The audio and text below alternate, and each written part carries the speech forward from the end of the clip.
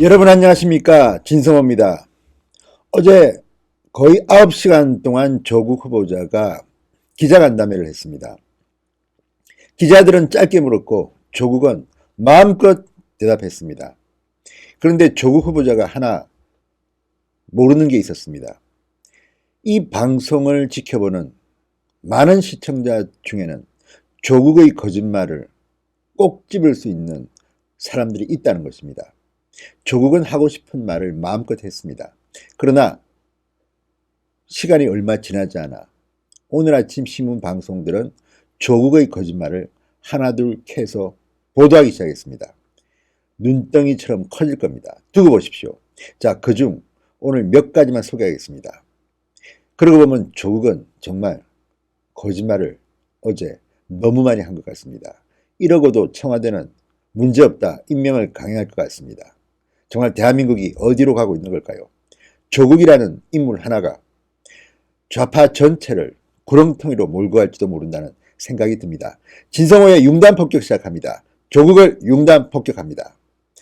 방송에 앞서 아직 진성호 방송 구독자가 아니신 분들은 붉은색 구독 버튼 눌러주십시오. 더 좋은 방송 보답해드리겠습니다. 자, 오늘 중앙일보 아침 신문은 조국 후보자가 했던 말 중 정말 기가 막힌 거짓말을 폭 집어냈습니다.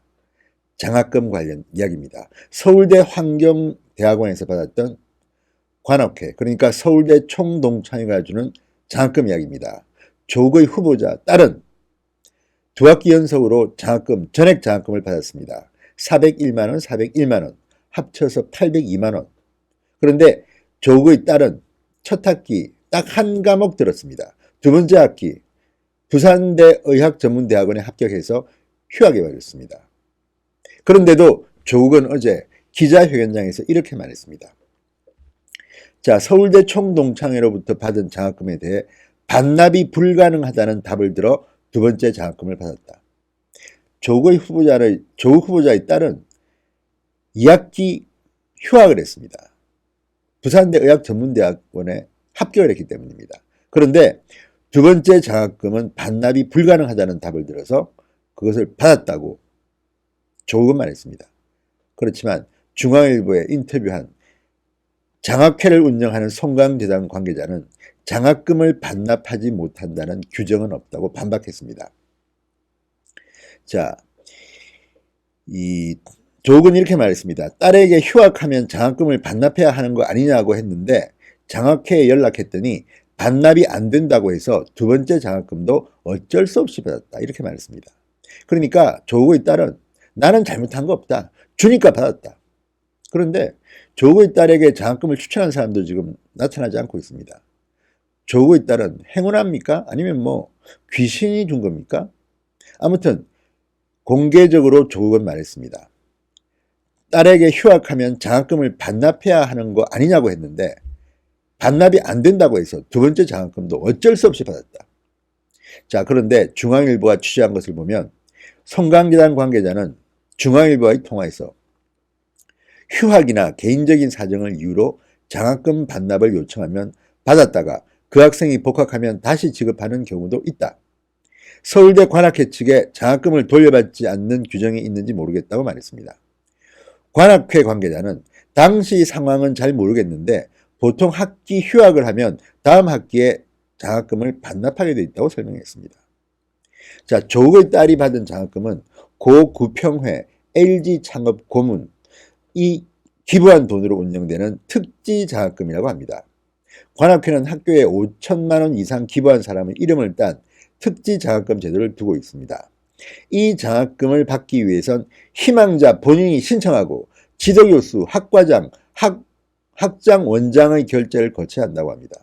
그런데 지금 조국이나 이쪽 청문회 준비단 설명을 들으면 마치 조국의 딸은 신청하지도 않았는데 그냥 장학금을 관학회가 준 것처럼 말하고 있습니다.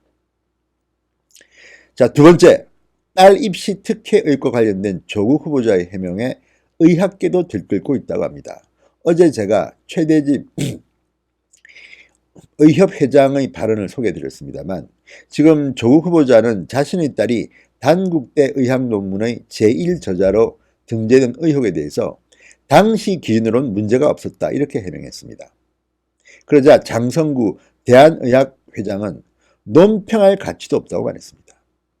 이형래 의학회 홍보이사는 이와 관련해서 해당 논문은 의학회 산하 학회의 출판윤리 가이드라인이 2006년 뿌려진 만큼 그 이후에 나와서 가이드라인을 준수해야 한다. 자, 과연 조국 후보자의 딸이 제1저자로서 그만한 책임과 의무를 졌는지 정당하게 제1저자가 됐는지 따져봐야 한다. 자, 학회에 따르면 대한의학회 산하 대한의학학술지 편집인 협의회의 의학논문 출판윤리 가이드라인, 국제의학학술지 편집인 위원회의 저자 자격 기준에는 논문 작성의 기여도가 가장 높은 사람이 제1저자가 된다고 규정되어 있습니다. 자, 그리고 조국 후보자는 어제 기자간담회에서 그 논문 1저자로 등재해준 책임저자 당국대 장영표 교수 이야기를 했는데, 당국대 장영표 교수도 언론 인터뷰를 통해서 이 조국의 말이 사실과 다름을 시사하고 있습니다. 자, 어제 조국의 발언은 이렇습니다. 장영표 교수의 인터뷰를 보니 저희 아이가 놀랍도록 열심히 했다.